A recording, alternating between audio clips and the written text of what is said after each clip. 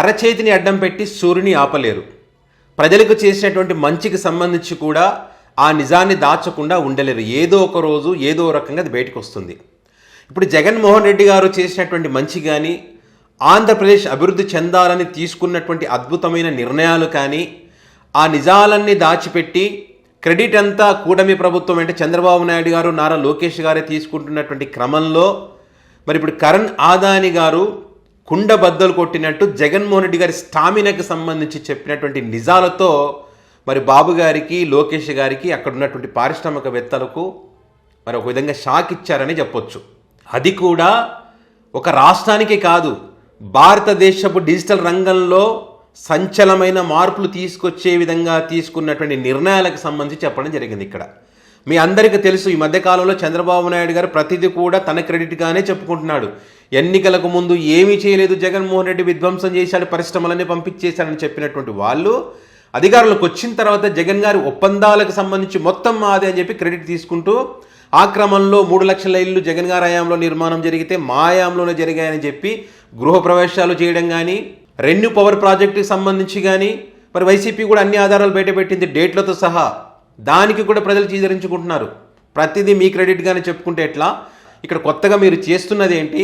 పాత ఒప్పందాలని మేమే చేశాను మీరు చెప్పుకుంటున్నారు కదా అని.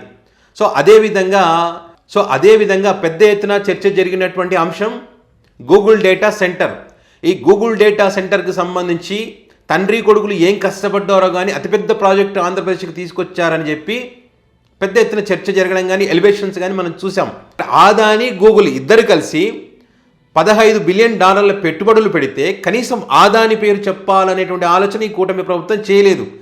ఆదాని పేరు చెప్తే జగన్మోహన్ రెడ్డి గారి పేరు గుర్తుకొస్తుంది, ఇది జగన్మోహన్ రెడ్డి గారు చేసుకున్నటువంటి ఒప్పందమే అని అనుకుంటారని చెప్పి ఆ ఆదాని పేరును పక్కన పెట్టి గూగుల్ డేటా అనేది పెద్ద ఎత్తున ప్రచారం చేశారు. ఎప్పుడైతే జగన్ గారు బయటకు వచ్చి ఈ గూగుల్ డేటా సెంటర్కి సంబంధించినటువంటి అసలైనటువంటి నిజాలను, ఎవరి హయాంలో దీనికి పునాది పడింది, ఎప్పుడు దీనికి శంకుస్థాపన చేశారు, ఒప్పందాలు ఏ రకంగా జరిగాయి, ఆ ఒప్పందాల క్రమంలో రాష్ట్ర యువతకు సంబంధించి ఉద్యోగ అవకాశాలకు సంబంధించి మరి ఆ ఉద్యోగ అవకాశాలకు సంబంధించి ఏ రకంగా నిర్ణయం తీసుకున్నాము, ఈ గూగుల్ డేటా సెంటర్ ఏర్పాటు కావాలంటే అతి ముఖ్యమైనటువంటిది ఏంటి?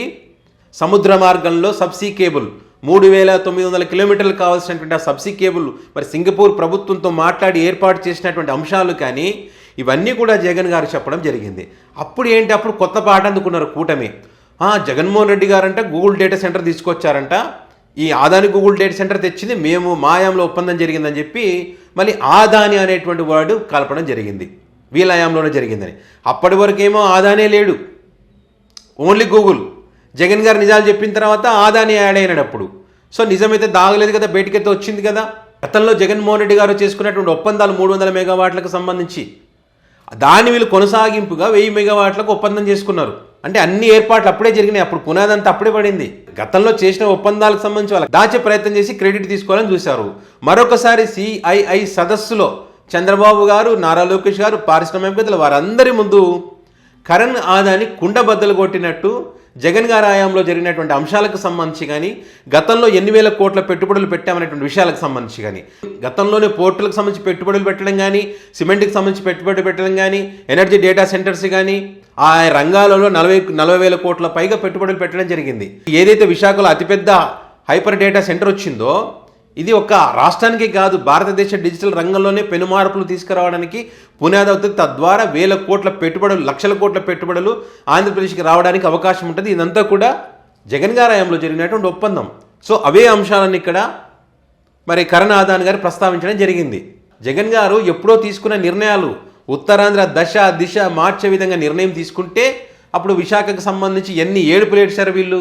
ఇదే ఆదాని డేటా సెంటర్కి సంబంధించి విశాఖలో భూకంపాలు వస్తాయి, సముద్రం పొంగి పొరులుతుంది, మీదికి వస్తుంది, పడిపోతాయి, నిపుణులు చెప్పారు, కట్టబెట్టాడు, దోచేస్తున్నాడు, ఇట్లా అన్ని రకాలుగా వీళ్ళే కదా చెప్పింది. ఇవే పత్రికలు, ఇదే మీడియా అన్నీ చెప్పాయి.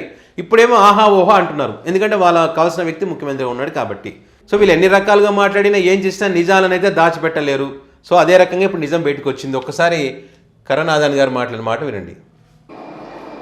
Distinguished guests, the Adani Group's belief in Andhra Pradesh is not new. We do not just talk about investment. ఇక్కడ మాట్లాడుతుంటే అక్కడ వినరు ఇంకా. we demonstrated. So far, we have already invested over 40,000 crores across ports, logistics, cement, infra, and renewable energy. And we are not stopping there. Over the next 10 years, we plan to invest an additional 1 lakh crores across ports, data center, cement, and energy business. The flagship of our commitment is the Vizag Tech Park. This is not just another tech park, it is the foundation of India's digital sovereignty.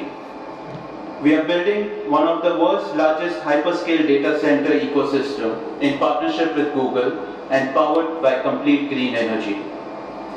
This is a combined 15 billion. Already చెప్పారు కదా 40,000 కోట్ల పెట్టుబడులు పెట్టాం గతంలోనే చెప్పారు, ఏ రంగాల్లో పెట్టినట్టుగా చెప్పారు. ఇప్పుడు గూగుల్ డేటా సెంటర్తో ఒప్పందానికి సంబంధించి కూడా ఇక్కడ చెప్పారు కదా, మరి వాళ్ళు దాచిపెట్టే ప్రయత్నం చేశారు వాళ్ళు. $1 billion vision that perfectly aligns with your twin goals of sustainable and high-tech growth. But what truly humbles us is not the scale of the capital, it is the scale of impact. Our operations here have already generated over 1 lakh direct and indirect jobs. And far more is to come. That means families supported, skills are developed, and futures built right here in this great state. Thank you. Jai Hind. So ఈ రకంగా CII సదస్సులో వారి సమక్షంలోనే గతంలో పెట్టుబడులకు సంబంధించి చెప్పడం జరిగింది, గూగుల్తో ఉన్నటువంటి ఒప్పందానికి సంబంధించి చెప్పడం జరిగింది. తర్వాత కూడా మరి ఎక్స్ వేదిక ఒక పోస్ట్ పెట్టడం జరిగింది. ఈ వీడియోకి సంబంధించి పెద్ద ఎత్తున కూడా సోషల్ మీడియా వేదికగా వైరల్ అవుతూ ఉంది. సో మరి ఇన్ని రోజులు అబద్ధం చెప్పారు కదా, మరి ఇదేంటి కరణ్ ఆదాని గారే చెప్పారు కదా అని. కరణ్ ఆదాని గారు మాట్లాడుతున్నప్పుడు మరి వాళ్ళు దిక్కులు చూస్తున్న పరిస్థితి, అంటే దీన్నే బిత్తరపోవడం అంటారు. సో మా ఛానల్స్ ఉన్నాయి, మా పత్రిక ఉంది, మా సోషల్ మీడియా ఉంది, ఇక్కడ ఏం చెప్పినా వింటారు, మాదే మేమే చేసామంటే నమ్ముతారు అనుకుంటే మీ భ్రమ. ఇట్లా బయటకు వస్తాయి ఒకటొకటిగా. ఇప్పుడు సోషల్ మీడియా రెండు వైపులా చూడాలి కదా, మీరు చెప్పింది ఒకటే కాదు కదా, ఇది నిజమా కాదా అని తెలుసుకునే ప్రయత్నం కూడా పబ్లిక్ గట్టిగానే చేస్తూ ఉన్నారు.